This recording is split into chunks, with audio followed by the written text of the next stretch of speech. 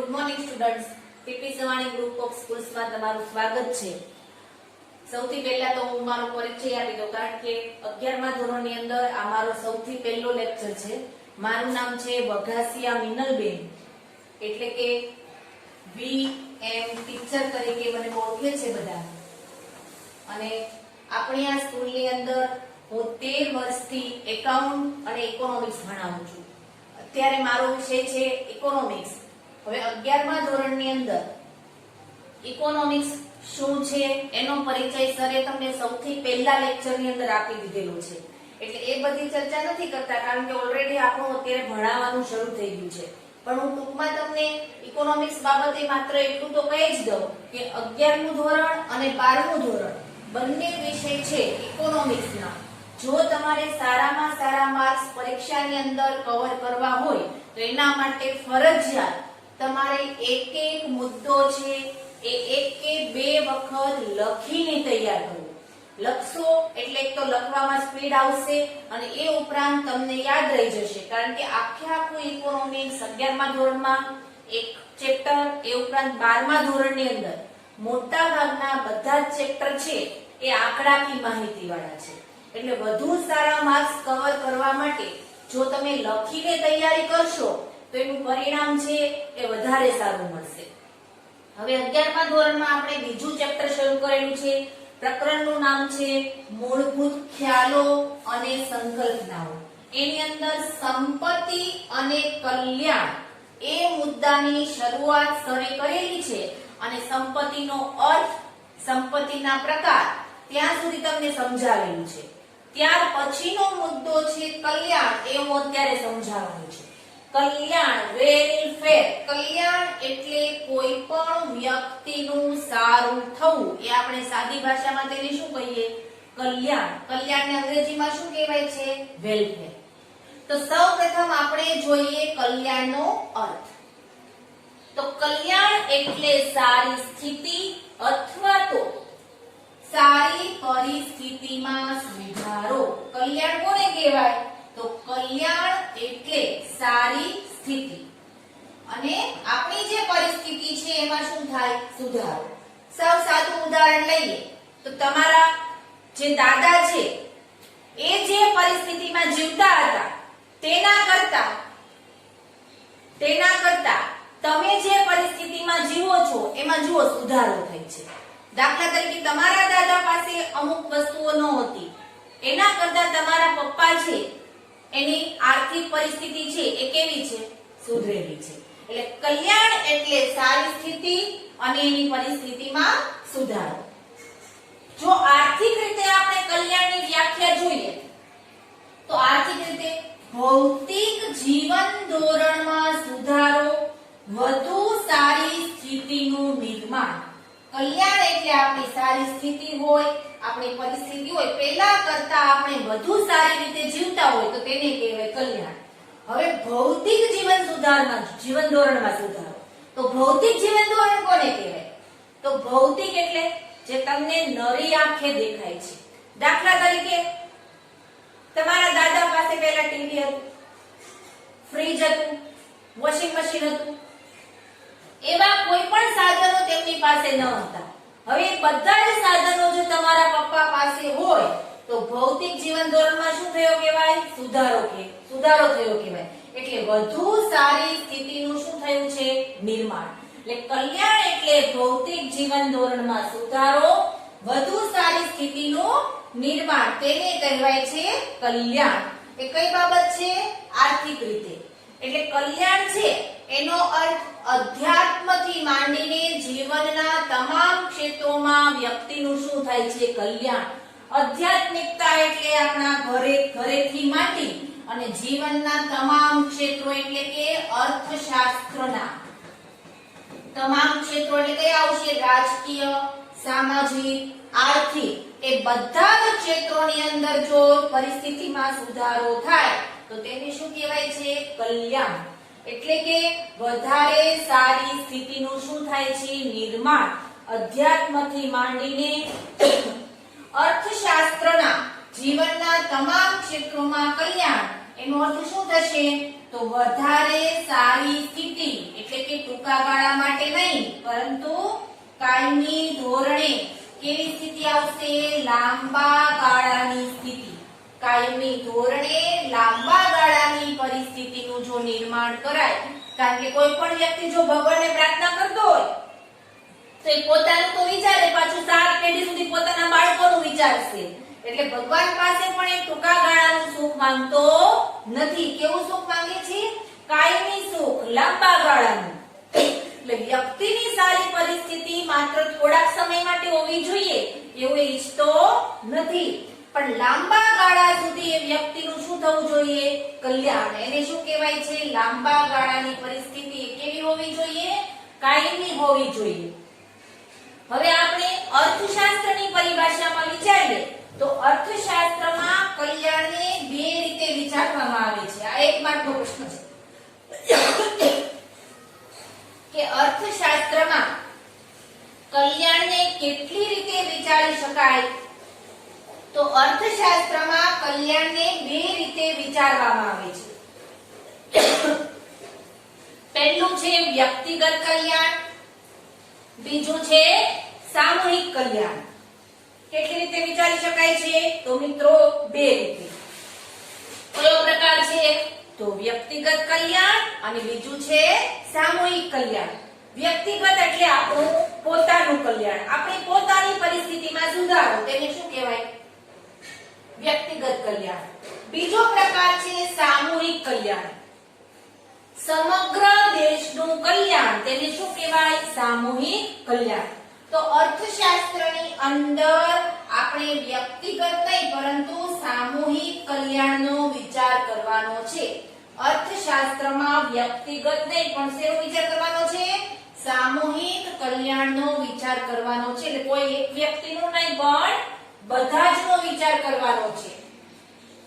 ત્યાર પછીનો પોઈન્ટ છે કે કલ્યાણને આર્થિક પરિસ્થિતિમાં માપી શકાય તેવા સુધારા સાથે તેમજ ગુણાત્મક પરિવર્તન સાથે સંબંધ છે.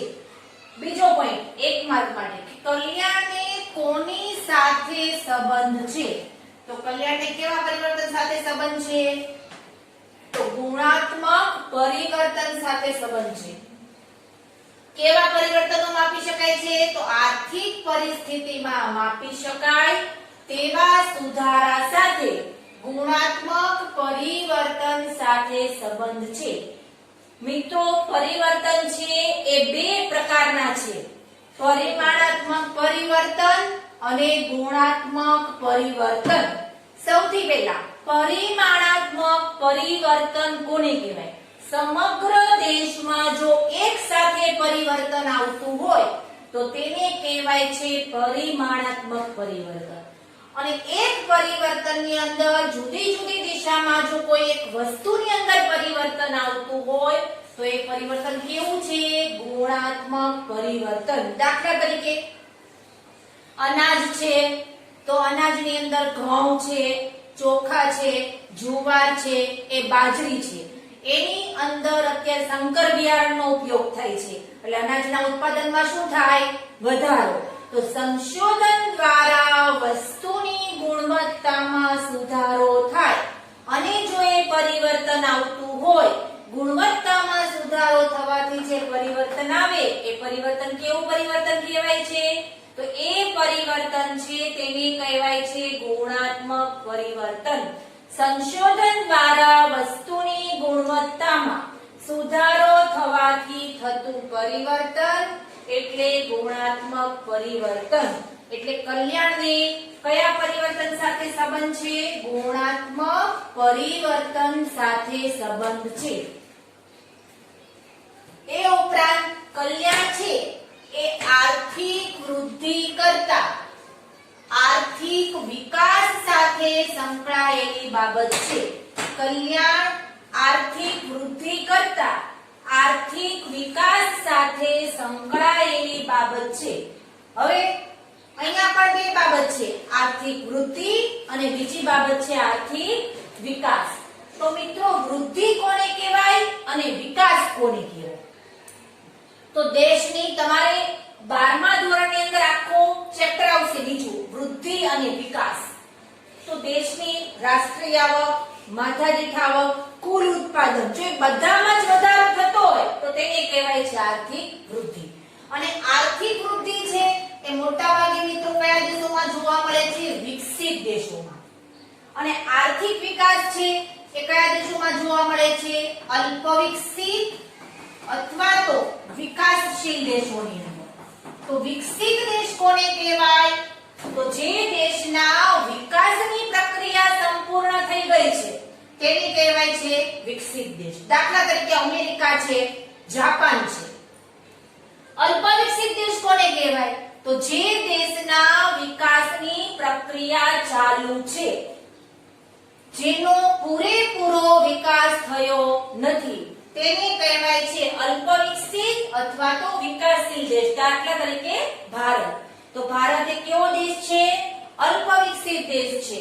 તો કલ્યાણ છે એને આર્થિક વૃદ્ધિ કરતા આર્થિક વિકાસ સાથે સંકળાયેલી બાબત છે. શા માટે? તો જુઓ અહીંયા તો દેશના લોકોની આવકમાં વધારો જ થયો હશે એટલે એ લોકોની આવક વધારવાનો કોઈ પ્રશ્ન રહેતો નથી.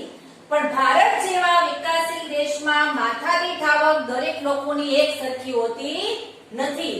એટલે એ કેવો દેશ છે? અલ્પ વિકસિત દેશ છે. તો બધા જ લોકોનું ત્યાં કલ્યાણ થયું હોય તેવું આપણે કહી શકતા નથી.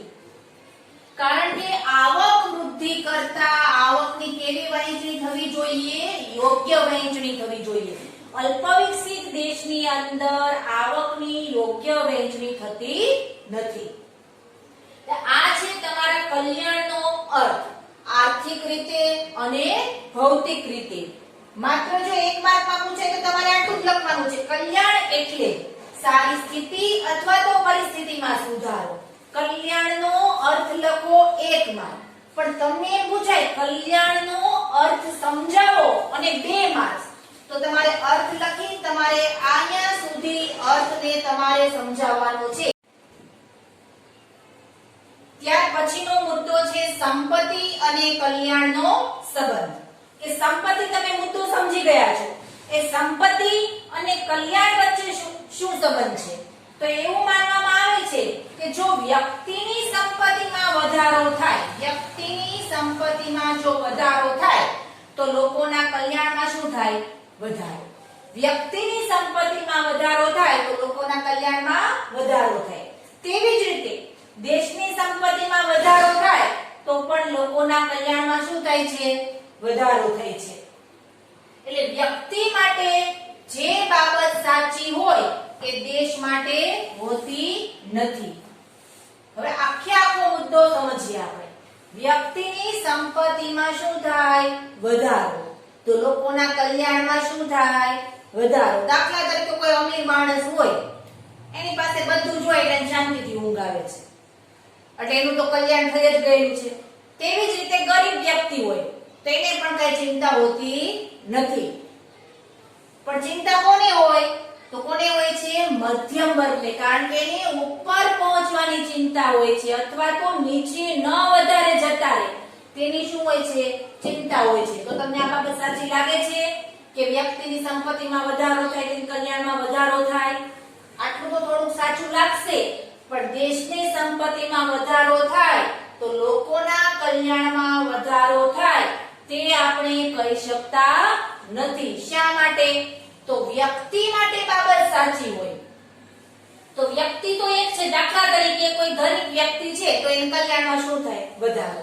એટલે વ્યક્તિ માટે સાચી હોય પણ દેશની સંપત્તિમાં વધારો થાય તો બધા જ લોકોની આવકમાં વધારો થતો નથી. એટલે દેશ માટે આ બાબત સાચી હોતી નથી કે એના કલ્યાણમાં શું થયો છે? વધારો. કારણ કે કલ્યાણને આવકની વહેંચણી સાથે સંબંધ છે. કલ્યાણ છે શેની સાથે સંબંધ ધરાવે છે? આવકની વહેંચણી સાથે સંબંધ ધરાવે છે. કઈ રીતે? દાખલા તરીકે દેશની કુલ 100% જે આવક છે રાષ્ટ્રીય આવક, તો એ 100% આવક બધી જ વ્યક્તિને એક સરખી પ્રાપ્ત થતી નથી. કારણ કે વ્યક્તિની સંપત્તિમાં જે વધારો છે એ મોટા ભાગે 10 થી 20% લોકો છે એને મળે છે. તો એના કલ્યાણમાં શું થાય? વધારો. બાકીના 80% જે લોકો છે, 80 થી 90% લોકો છે, એ લોકો સંપત્તિથી કેવા રહી જાય છે? વંચિત રહી જાય છે. એટલે વ્યક્તિ માટે જે બાબત સાચી હોય, એટલે વ્યક્તિ માટે આ બાબત 10 થી 20% લોકો માટે જ, તે દેશ માટે ન હોય તો દેશ માટે કેટલા હજી બાકી રહી ગયા છે? 80 થી 90% લોકો એ સંપત્તિથી શું રહી ગયા છે? વંચિત રહી ગયા છે. એટલે વ્યક્તિ માટે જે બાબત સાચી હોય તે દેશ માટે હોતી નથી. શા માટે? તો કલ્યાણને આવકની વહેંચણી સાથે સંબંધ છે. એટલે ભારતમાં જુઓ, મોટા ભાગની આવક 10 થી 20% લોકોને પ્રાપ્ત થાય છે. 80 થી 90% લોકોને આવક પ્રાપ્ત થતી નથી. એટલે ભારતની અંદર આવકની વહેંચણી કેવી છે? અસમાન છે.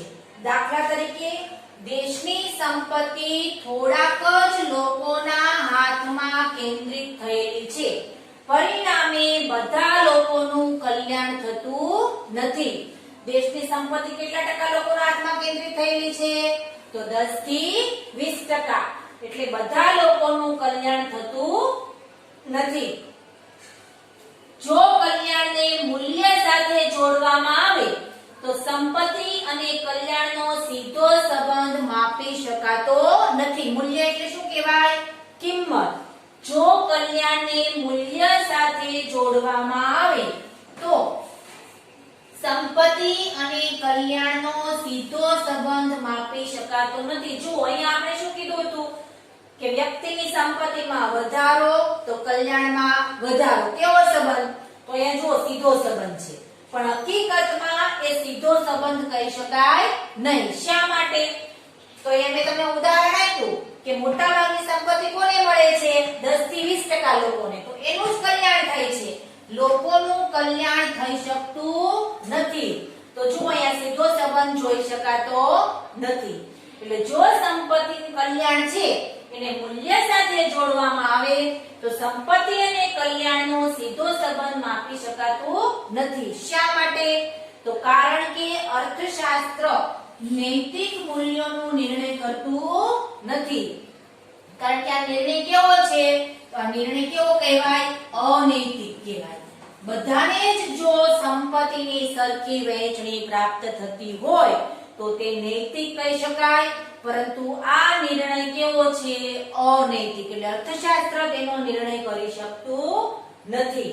આમ છતાં, ત્યાર પછી છેલ્લો પોઈન્ટ, આમ છતાં કલ્યાણ છે એ પ્રજાના સામાજિક અને સાંસ્કૃતિક જીવન ધોરણ સાથે સંકળાયેલું છે. આમ છતાં ભૌતિક કલ્યાણનો જો વિચાર કરીએ અને દેશની આવકમાં વધારો થવાથી આવકની વહેંચણી જો સુધરે તો કલ્યાણમાં શું થાય? વધારો. પહેલા તો ભૌતિક કલ્યાણ, આપણી વ્યાખ્યા કે ભૌતિક જીવન ધોરણમાં સુધારો. જો તમે ભૌતિક કલ્યાણનો વિચાર કરો અને આવકમાં શું થાય? વધારો થાય. આવકની વહેંચણી દરેકને સમાન રીતે પ્રાપ્ત થાય. જો સમાન રીતે પ્રાપ્ત થાય તો દરેક વ્યક્તિના કલ્યાણમાં શું થઈ શકે છે? વધારો થઈ શકે છે. એટલે આ છે સંપત્તિ અને કલ્યાણનો સંબંધ. તો સૌથી પહેલા તમારે આ સીધો સંબંધ છે ઉદાહરણ સાથે સમજાવો. ત્યાર પછી એ સંબંધ કઈ રીતે સીધો ન કહી શકાય એ મુદ્દો ઉદાહરણ સાથે સમજાવવાનો છે. એ રીતે આખું 4 થી 5 મુદ્દામાં આ મુદ્દો સમજાવશો એટલે સંપત્તિ અને કલ્યાણનો પ્રશ્ન તમારો 2 માર્કનો બની જશે. આખો મુદ્દો જો વ્યાખ્યા સાથે પૂછાશે કે કલ્યાણનો અર્થ આપી સંપત્તિ અને કલ્યાણનો સંબંધ સમજાવો તો આખો પ્રશ્ન તમારો 3 માર્કનો બનશે અને સેક્શન ડી ની અંદર પૂછાશે. ઓકે, ત્યાર પછી આ વિડિયો લેક્ચરની પીડીએફ ફાઇલ હું તમને હોમવર્કમાં મોકલી દઉં છું. એ બધાએ આ પ્રશ્ન તમારા ચોપડામાં લખી નાખવાનો છે. અસ્તુ.